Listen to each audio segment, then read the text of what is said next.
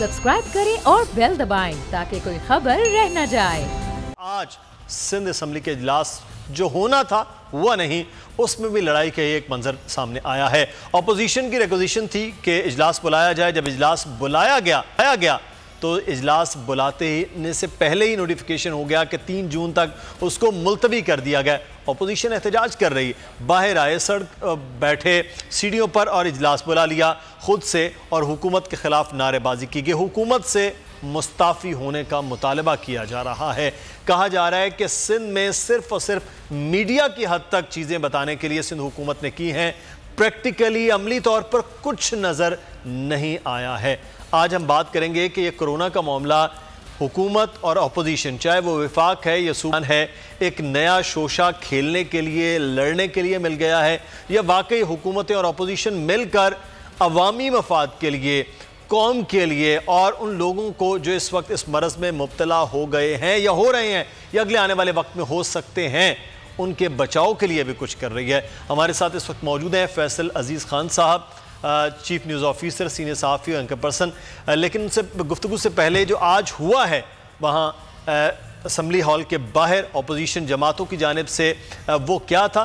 सलाहुद्दीन अली इस वक्त हमारे नुमाइंदे मौजूद हैं। सलाहुद्दीन अली इस वक्त नुसरत सहर अब्बासी के साथ मौजूद है। जी सलाहुद्दीन, आगाह कीजिएगा आज की सूरत हाल से मुतालिक। जी, स्पीकर सिंध असम्बली की जानिब से इजलास बुलाए जाने के बाद अगले ही रोज़ इजलास 3 जून तक मुलतवी कर दिए जाने के बाइस सिंध में मुत्तहिदा अपोजिशन की जानिब से एहतजाजी तौर पर सिंध असम्बली की सीढ़ियों पर एक इजलास मुनक्कद किया गया। उस हवाले से इस वक्त हमारे साथ मौजूद हैं GDA की रहनुमा नुसरत सहर अब्बासी साहिबा। उनसे जानते हैं कि ये इजलास क्यों बुलाया गया। ये इजलास जो अपोजिशन की जानिब से बुलाया गया, एक तो ये बताइएगा क्यों बुलाया गया और आइंदा क्या क्या लाहे अमल हो। देखिए जी, आज का इजलास जैसा कि आपको पता है कि हमने रिक्वेजिशन जमा कराई थी और कानून के मुताबिक 14 डेज़ के बाद स्पीकर सिंध असम्बली को इजलास कॉल करना था। अब ये बड़ी अजीब बात है कि इजलास कॉल करने का निकाला नोटिफिकेशन और उसके बाद फौरी तौर पर दूसरे दिन उसको एडजर्न भी कर दिया गया। मकसद क्या था? मकसद ये कि कोरोना के हवाले से आप आवाम को धोखा दे रहे हैं। आवाम को वो आदाद व शुमार जो आप बैठकर रोज़ाना की बुनियाद पर प्रेस कॉन्फ्रेंस करके बताते हैं, कैलकुलेटर में सारा दिन आपकी कैलकुलेशन चलती है हमारे वज़ीर आला साहब की, उस कैलकुलेटर से कुछ निकालें भी सही वज़ीर आला साहब। इसी सिलसिले हम चाहते थे कि इजलास हो, हम उनसे सामने पूछें और कोरोना के हवाले से जो हिकमत अमली वो कर रहे हैं जो कि बिल्कुल नाकाम गई है। आवाम को बहुत तकलीफ़ है, बहुत उन्होंने आवाम को मुश्किलात में डाला था, उसकी वजह से ये इजलास था। तो हमने एक सैर हासिल बहस की है और पूरी अपोजिशन ने यहाँ सीढ़ियों पर ये इजलास किया, जो कि हुकूमत के लिए एक बहुत बड़ा बदनामी का धब्बा है कि उन्होंने इजलास न बुलाकर आवाम के हवाले से उनको इन तमाम इक़दाम से दूर रखा। बहुत शुक्रिया जी। आपने बात कर रही थी नुसरत सहर अब्बासी को हुकूमत के लिए बदनामी का एक धब्बा। अपोजिशन की रिक्वेजिशन थी कि इजलास बुलाया जाए, इजलास बुलाया गया, साथ ही उसको मुलतवी कर दिया गया। बिल्कुल चंद दिन पहले आपको याद होगा कि एक अपोजिशन की रिक्वेजिशन थी कौमी असम्बली का इजलास बुलाया जाए, कौमी असम्बली का इजलास बुलाया गया, लंबी तकरीरें भी हुई। फैसल अजीज़ साहब, क्या सिंध में लॉकडाउन की वजह से इजलास मुलतवी कर दिया गया कि कहीं कोरोना असम्बली तक न पहुँचे? देखिए, इजलास को जब बुलाया गया तो ये जहन में ज़रूर होगा स्पीकर आगा सिराज दुरानी साहब के कि ये सारे इंतज़ामात हो गए हैं और ज़ाहिर है उनकी कस्टडी में है असम्बली हाल और इतने बड़ा कोई मामला है नहीं। इजलास को मुलतवी करना, अब ज़ाहिर है जिस तरह मुलतवी किया गया, ऐसा लगता है कि पाकिस्तान पीपल्स पार्टी की गवर्नमेंट जो है वो फेस नहीं करना चाह रही, वो तकारीर नहीं सुनना चाह रही, वो क्लिप्स जो चलेंगे वो नहीं देखना चाह रही और आवाम को नहीं दिखाना चाह रही, जिसके लिए अपोजिशन की दोनों जमातें, सिंध में जो दोनों बड़ी जमातें हैं वो तैयार हैं। PTI मुसलसल कह रही है, गवर्नर राज का मुतालबा कर रही है, इस्तीफ़ों का मुतालबा कर रही है, मुत्तहिदा कौमी मूवमेंट भी मुतालबा कर रही है, ग्राउंड के ऊपर सूरत हाल मुख्तलिफ है और टेलीविज़न प्रेस कॉन्फ्रेंस में मुख्तलिफ है, ये उनका मौक़िफ़ है।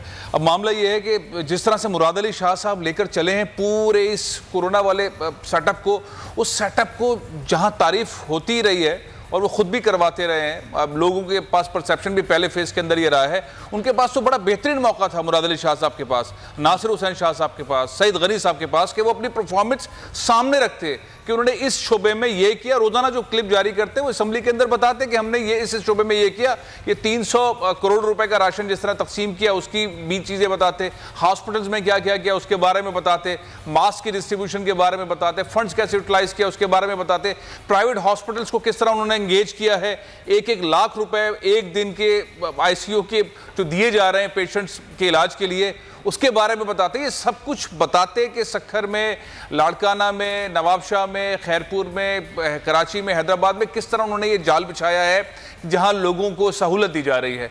तो अपोजिशन तो ये जानना चाह रही थी और ये बेहतरीन मौका मुराद अली शाह साहब ने ज़ाया किया। ईद के बाद ये इजलास होगा, लेकिन जो डिमांड है ना सिंध हुकूमत से उसका तरीका यही है सियासत के अंदर कि आप जवाब दें। और अपोजिशन के साथ पार्लियामेंट में सबसे ज़्यादा पाकिस्तान पीपल्स पार्टी शोर करती है, मुतालबा करती है कि पार्लियामेंट का इजलास हो, वफाक में भी, यहाँ पर भी। तो फेस करना चाहिए था, बात करनी चाहिए। क्या वजह है फेस क्यों नहीं कर रहे? आपको क्या लग रहा है अपोजिशन ज़्यादा एग्रेसिव नज़र आ जाएगी वहाँ पर? क्या वजह है कि हुकूमत के पास मौका, हुकूमत की तारीफ़ें हो गई, खुद बयानात में ये कहते हैं और हुकूमती जो तर्जुमान है वो भी, वज़रा भी, कि इंटरनेशनल जो इदारे हैं वो उनकी तारीफ़ कर रहे हैं, तो वो तारीफ को भी कैश किया जा सकता है। वजह क्या है फैसल साहब? है कि पाकिस्तान पीपल्स पार्टी की हुकूमत ने जो स्टेप्स लिए पाकिस्तान भर में और इंटरनेशनली उनको रिकग्नाइज किया गया, ये बहुत अच्छी बात है। लेकिन उसके बाद का जो सिनेरियो है, ताजरों के साथ डीलिंग, इंडस्ट्री के साथ डीलिंग, शहरों के अंदर जिस तरह पाबंदी सख्ती लगाई गई, ताजरों को गिरफ्तार किया गया, FIR काटी गई, सनतकारों को गिरफ्तार किया गया, सनतें बंद की गई, SOPs में डिले किया गया, कुछ अंडरटेकिंग इस तरह की ली गई कि अगर किसी भी फैक्ट्री के अंदर किसी को कोरोना हो जाता है, वो जहां बाग हो जाता है, तो उसके खिलाफ कार्रवाई होगी, उसके खिलाफ इक़दाम क़त्ल का मुकदमा दर्ज होगा। इस तरह की चीज़ें हुई। उसके बाद सख्ती बहुत देखने में आई। हम ये देख रहे थे कि जो फेडरल के अंदर काम हो रहा था उसमें डायलॉग था। पाकिस्तान पीपल्स पार्टी ने डायलॉग नहीं किया अपोजिशन के साथ, उनके साथ बैठ के सूबे को चलाने की कोशिश नहीं की। तीनों बड़ी पार्टियां जो हैं वो GDA को भी साथ नहीं मिलाया और PTI को भी साथ नहीं मिलाया, MQM को भी साथ नहीं मिलाया, और वन वे जो है वो चलते रहे। और इस तरह का चलते रहे कि जिसपे फिर बहुत सारी तकारीर के अंदर, प्रोग्राम्स के अंदर ये सामने बात आई कि जो राशन तकसीम कर रहे हैं वो एक हाथ से दे रहे हैं और दूसरे हाथ को पता नहीं चल रहा। लेकिन आज तो नारे लगते रहे हैं कि भाषण न खपे, राशन खपे। यही मामला है। बहुत सारे उलमा कराम ने कहा कि भाई सरकारी पैसा जो है वो एक हाथ से दो, दूसरे हाथ को पता ना चले, ये नहीं हो सकता। आपकी अपनी ज़कात सदकात को तो ना बताएं, नहीं पता चलना चाहिए, सरकार को तो पता चलना चाहिए। तो पैसे कहां चलेगा इसके बारे में नहीं पता चला। तो ये सारी चीजों ने फिर उनका जो परसेप्शन था वो पॉजिटिविटी का जो पहले फेस का था वो नेगेटिविटी में तब्दील कर दिया।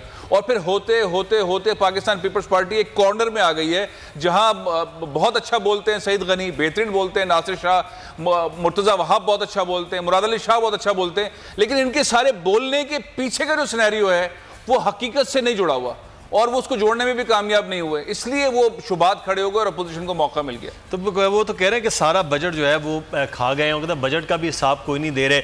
आप नहीं समझते कि ये हुकूमती बजट चाहे वो वफाक की जानिब से है, पंजाब, KP, बलोचिस्तान की जानिब से, वैसे सिंध की जानिब से होना चाहिए, आश्कार हो। रोज़ाना आकर जो इतनी लंबी तकरीर होती हैं किसी भी हुकूमत के तर्जुमान, किसी भी सूबे और वफाक के, वो आके बताया करें इतने पैसे इस मद में चले गए। मेरा ख्याल मैक्सिमम फैसल साहब 3, 4, 5 मिनट की होगी ये बात, वो कर सकते हैं। बहुत आसान सी बात है। इस सूबे के अंदर एडवाइजर फाइनेंस, मिनिस्टर फाइनेंस और वजीर आला साहब मुराद अली शाह साहब पिछले 12 साल से इस मनसब पे हैं। जितना पैसा सिंध के अंदर खर्च हुआ है वो मुराद अली शाह साहब के दस्तखत से ही हुआ है। उनको बहुत अच्छी तरह मालूम है, बड़े काबिल आदमी हैं। उनके पास इस तरह का एक iPad होता है जिससे वो पैसे ट्रांसफर करते हैं, किसके अकाउंट में, किसके महकमे में कितने पैसे ट्रांसफर करने को चेकबुक वेकबुक का मामला नहीं है। मुराद अली शाह साहब पैसे फेंकते हैं, सबको पता है कैसे जाते हैं। तो उनके पास तो बिल्कुल फिगर्स के अंदर है और उनको बताना भी बहुत आसान है कि अगर वो बताना चाहें। लेकिन अलमिया बताऊं क्या है मुदस्सर, इस सूबे में सिंध में तकरीबन 12-13 साल के अंदर जो बजट के थ्रू पैसा इस्तेमाल हो चुका है या इस्तेमाल दिखाया गया है कागज़ों के अंदर, उसकी तादाद है 7,191 अरब रुपए। 7,191 अरब रुपए सिंध के अंदर खर्च हुए हैं। लाड़काना के पैकेजेस पे खर्च हुए हैं, बेनीज़राबाद पे खर्च हुए हैं, जुल्फ़िकाराबाद पे खर्च हुए हैं, हैदराबाद पे खर्च हुए हैं, कराची पे खर्च हुए हैं, कम खर्च हुए हैं, हैदराबाद पे खर्च हुए हैं, बहुत खर्च हुए हैं, लाड़काना में सबसे ज़्यादा खर्च हुए हैं। लेकिन ये पैसे जो खर्च हो गए हैं, जो डॉक्यूमेंट्स के अंदर हैं, ग्राउंड पर नहीं है। इसी तरीके से जो तो मामला एक हाथ से निकले होंगे ना फैसल साहब, दूसरे हाथ में चले गए होंगे। एक हाथ से निकले दूसरे हाथ को पता नहीं चला, वो वाला मामला है। लेकिन एक और मामला भी है कि ये जो कोरोना वाला मामला था, इसके अंदर जो नाम बनाया था पाकिस्तान पीपल्स पार्टी ने शुरू के 1-2 हफ्ते के अंदर, वो नाम बरकरार नहीं रख पाए। वो काम जो किया था, जो स्टेप्स लिए थे SOPs के, वो नहीं। ताजिर बिरादरी नाराज, आम शहरी नाराज, वो सिंध के हों, किसी भी शहर के, वो शहरी सिंध के हों, किसी भी शहर के लोग उनसे मुतमईन नहीं है। ग्राउंड के ऊपर सूरत हाल नहीं है, अस्पतालों के अंदर बहुत बुरा हाल है, बेइंतहा करप्शन की इतलात है, राशन के अंदर चोरी की इतलात है, पुराना राशन जो है वो बांट दिया गया उसकी इतलात है। तो ये सारी चीज़ों ने मिलकर, या अपोजिशन जो कह रही है, लेकिन मीडिया भी मुसलसल ये बातें कह रहा है। तो जो उन्होंने अच्छा काम किया था वो सब कुछ पीछे से जो वो साबित नहीं कर पाए। और मामला ये है कि बिलावल भुट्टो जरदारी जिस तरह की कैंपेन चला रहे हैं, पाकिस्तान पीपल्स पार्टी की हुकूमत मीडिया पर तो उनका साथ देती रही है, हाँ बिल्कुल वैसे ही, लेकिन ग्राउंड पर बिलावल नहीं गए। ग्राउंड पर पाकिस्तान पीपल्स पार्टी की हुकूमत भी नजर नहीं आई है। कहीं पर हमें ऐसा नजर नहीं आया राशन तकसीम करते वक्त वुज़रा खड़े हुए हों, डॉक्यूमेंट दे रहे हों। यहाँ तो सिर्फ ये हुआ कि लोग आए, अपने शनाख्ती कार्ड नंबर लिखवाएं और जाएं। वो लिस्टें बना दी गई है। डिप्टी कमिश्नर्स ने फ्लोर मिल से आटा ले लिया, जाहिर जिस तरह से ले लेते हैं, आटा ले लिया, उसके बाद जहां बांटना था वह बांट दिया, और पैसे फिर आपको पता है कैसे। अच्छा, 2 चीज़ें इसमें हैं। मैं एक, पहले तो गवर्नर राज के हवाले से बहुत ज़्यादा कल से बात उठ रही थी। गवर्नर राज लगाया जाना मुमकिन है? वैसे तो पाकिस्तान पीपल्स पार्टी ने तजुर्बा किया हुआ है। पंजाब के अंदर जब वज़ीर आला पंजाब मियाँ शहबाज शरीफ थे, उनको हटाया और सलमान तासीर मरूम वो थे, उन्होंने वो गवर्नर राज लगाया। भरपूर तरीके से पाकिस्तान पीपल्स पार्टी ये कर चुकी है। सिंध में मुमकिन है ऐसा?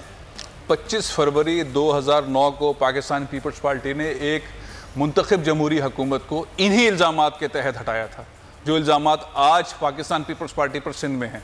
यही इल्ज़ामात उन्होंने शहबाज शरीफ पर लगाए थे, मिसमैनेजमेंट के, पॉलिटिकल अपॉइंटमेंट्स के, करप्शन के, इसी तरह के इल्ज़ामात थे। सेम इल्ज़ामात इस वक्त पाकिस्तान पीपल्स पार्टी के ऊपर लग रहे हैं। GDA लगा रही है, PTI लगा रही है, मुत्तहिदा कौमी मूवमेंट लगा रही है। बिल्कुल सेम, बल्कि ज़्यादा हैं। वो कम थे, ये ज़्यादा हैं।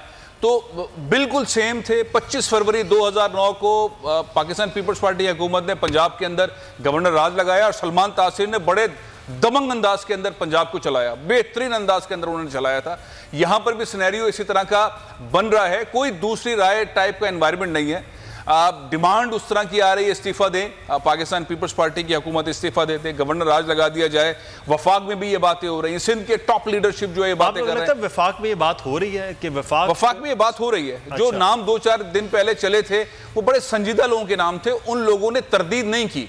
इस्लामाबाद के अंदर जो गुफ्तगू करने वाले लोग हैं उन्होंने तरदीद नहीं की। कोई भी इस्लामाबाद के अंदर बैठा हुआ, शाह मोहम्मद कुरैशी साहब का 2 दिन पुराना बयान सुने, उन्होंने बहुत खुलकर कहा कि हमें वीज़ा लेने की ज़रूरत नहीं है सिंध पे। और उन्होंने जिस तरह से बिलावल साहब को जवाब दिया है उससे तो बिल्कुल आमना सामना वाला एनवायरनमेंट लग रहा है। और ग्राउंड पर सूरत हाल ब्यूरोक्रेसी के हिसाब से भी बड़ी मुख्तलिफ है। बहुत सारे transfer, posting, jobs, Sindh public service commission, इसके तहत बड़ी धांधलियां जो हैं कमीशन के सामने आ रही हैं। पुलिस के अंदर धांधलियां सामने आ रही हैं, भर्तियों की, ट्रांसफर की। तनख्वाह यहाँ से ले, जॉब वहाँ करें, यहाँ पे जॉब जब ना दें वहाँ पे जॉब दे दें। देही सिंध का कोटे का सिस्टम वो सबके सामने आ गया है, वफाक के अंदर सबके सामने आ गया है। बहुत सारे ऐसे मुख्तदर इदारे होते हैं जो सब चीज़ों पर नजर रखते हैं, वो रिपोर्ट्स उनके पास आ गई है। एक और पार्टी के लिए मुश्किल है। फैसल साहब इस पर मजीद बात करते हैं।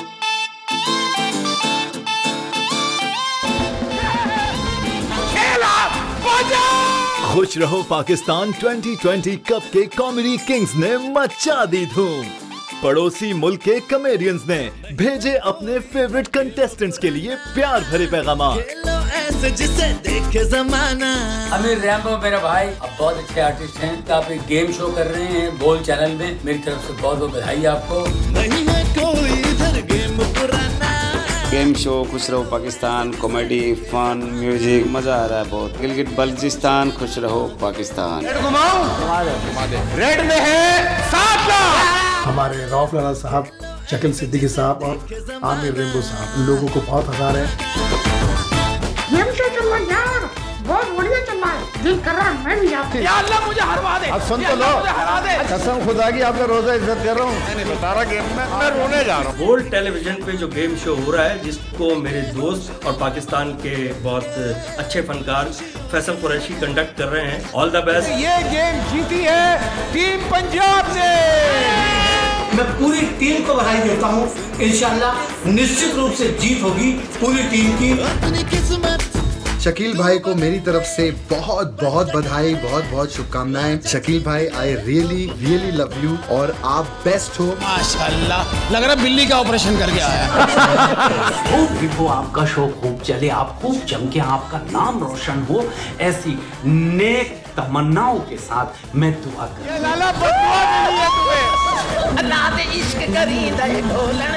मेरी अल्लाह ताला से दुआ है कि ये और इनका शो बहुत बहुत कामयाब रहे। पॉइंट से 4 उड़ के इसके कान में घुस जा। अरे कैसे हो शकील भाई? आज ये गेम शो में सबकी छुट्टी उड़ाएंगे हम। इस गेम शो के लिए wish you all the best of luck. खुश रहो पाकिस्तान, खुश रहो पाकिस्तान। खुश रहो पाकिस्तान कप 2020 रोजाना दोपहर 3 बजे सिर्फ बोल एंटरटेनमेंट पर।